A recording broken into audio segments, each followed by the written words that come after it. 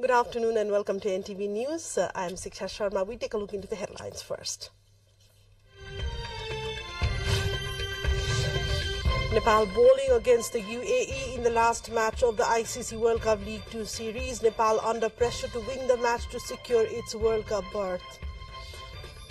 10 parties in the ruling alliance forging common strategy for Vice President's election. RSP calls meeting to confirm its stance.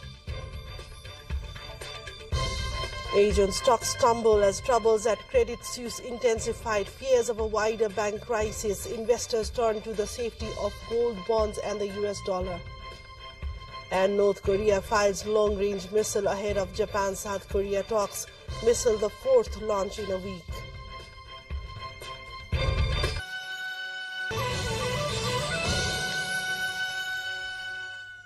Welcome back to NTV News, taking a look into news in detail now. Nepal is now fielding against the United Arab Emirates UAE in the final match of the triangular one-day series of ICC Men's World Cup Cricket League 2.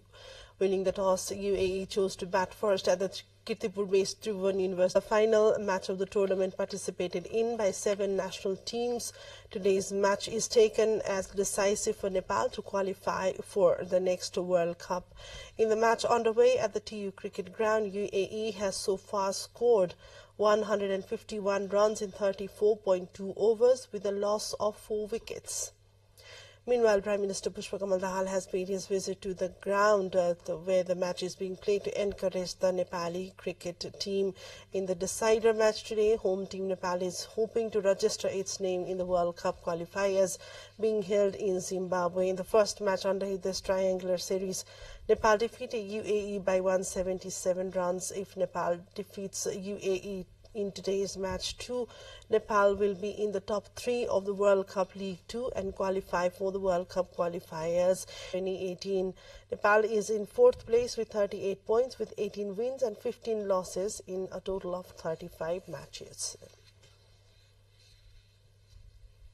Towards other developments, where a meeting of the 10 ruling parties in the government is meeting again going to be held again today to discuss over the vice presidential election, among other contemporary issues. The meeting on Wednesday concluded without making any headway, and the leaders agreed to sit again for today to forge an agreement between the 10 parties on the election of the vice president.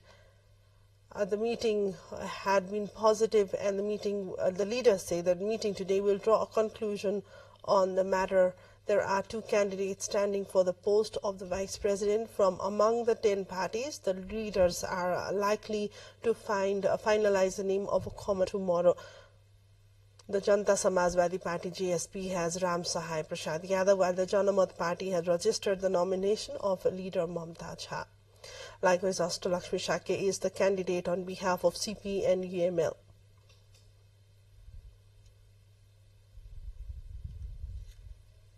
The election to choose the vice president is scheduled for tomorrow. The Janata Samajwadi Party Nepal too has summoned its Central Executive Committee meeting for today, according to the committee member. The meeting is expected to decide on the draft of the party statute and about the selection of the proportional House of Representatives. Moreover, on the election, the meeting will center on the election of the vice president and also the selection of the one member of the House of Representatives. One PR seat for the party has turned vacant in the House of Rest on February 25. The meeting will take place at the party office. Likewise, the Rashtriya Swatantra Party RSP has called a meeting today to decide on the election of the vice president. The party has called a joint meeting of the officials and parliamentary party officers. The meeting will also decide who the party will vote for the vice president election tomorrow. And let's take a look into a short break. More news follows up next. Do stay with us.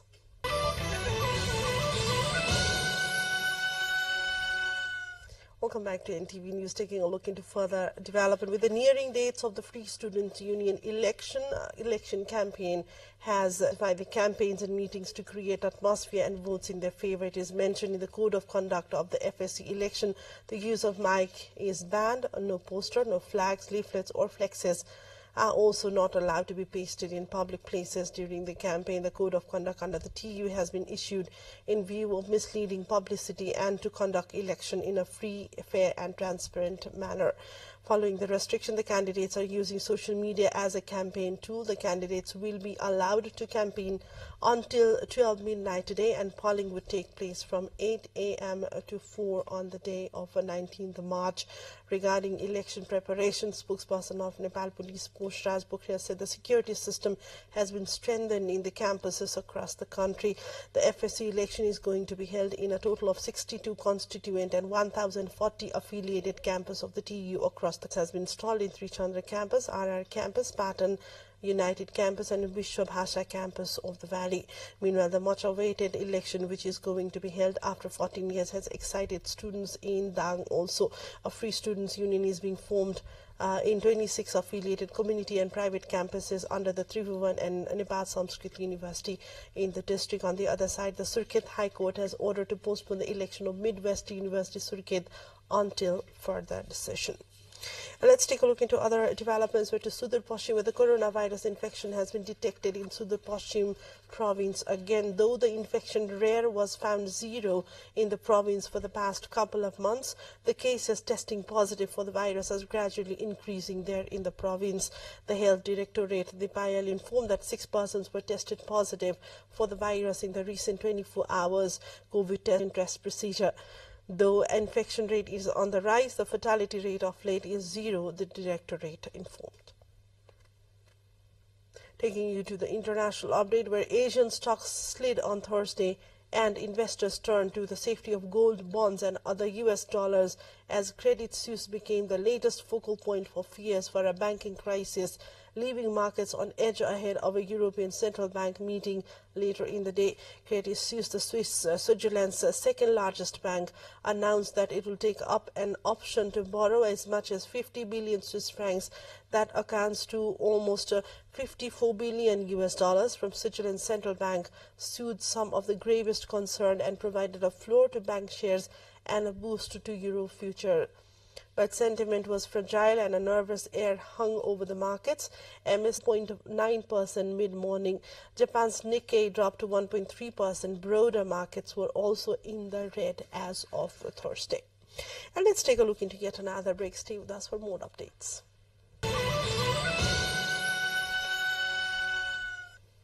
Welcome back to NTV News, taking a look into further developments in the international front, where North Korea fired an intercontinental ballistic missile just hours before the leaders of South Korea and Japan were due to meet for landmark talks. Both Japanese and South Korean officials confirmed the long-range missile launch on Thursday morning. It flew about 1,000 kilometers, landing in waters west of Japan. It is Pyongyang's fourth missile launch in a week and comes as the US and South Korea hold joint Navy drills. The other missiles launched last Thursday, on Saturday and on Monday had been the short-range ballistic missiles. The UN Nuclear Agency said on Wednesday that approximately 2.5 tons of natural uranium had gone missing from a site in Libya. Those on Tuesday found that 10 drums containing uranium ore concentrate were not present as previously declared at the location in Libya. The IAEA will conduct further activities to clarify the circumstances of the removal of the nuclear material and its current location, it is said in a statement. The statement without providing further details on the site. Libya on 2003 abandoned a program to develop nuclear weapons under its long-ruling former dictator Muammar Gaddafi. And let's take a look into the highlights of what's coming up next.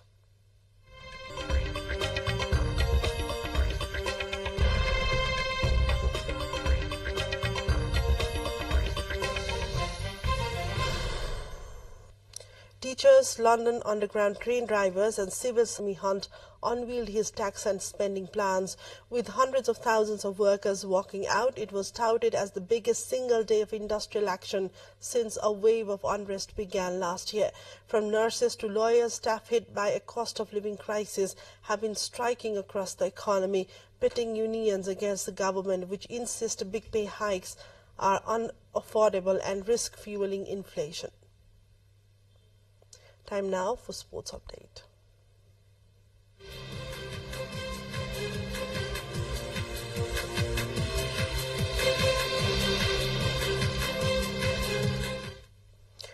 World number 7 Maria Sakkari won her fourth consecutive three-set match to book a return to the BNP Paribas Open semi-final. She'll face the Australian Open champion Aryna Sabalenka on Friday.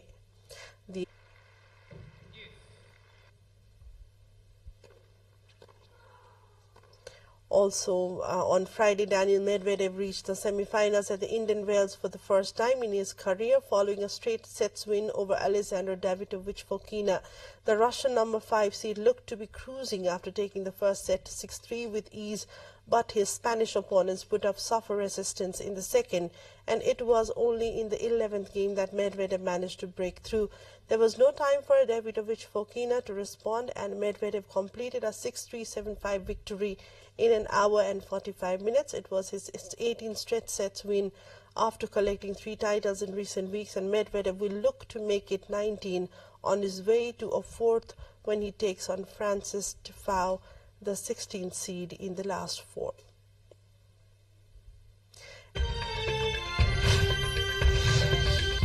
Nepal bowling against the UAE in the last match of the ICC World Cup League 2 series. Nepal under pressure to win the match to secure its World Cup position.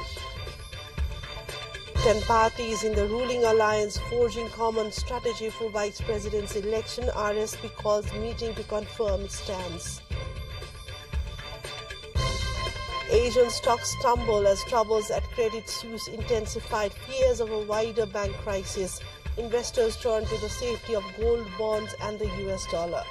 And North Korea fires long-range missile ahead of Japan-South Korea talks. Missile the fourth to launch in a week.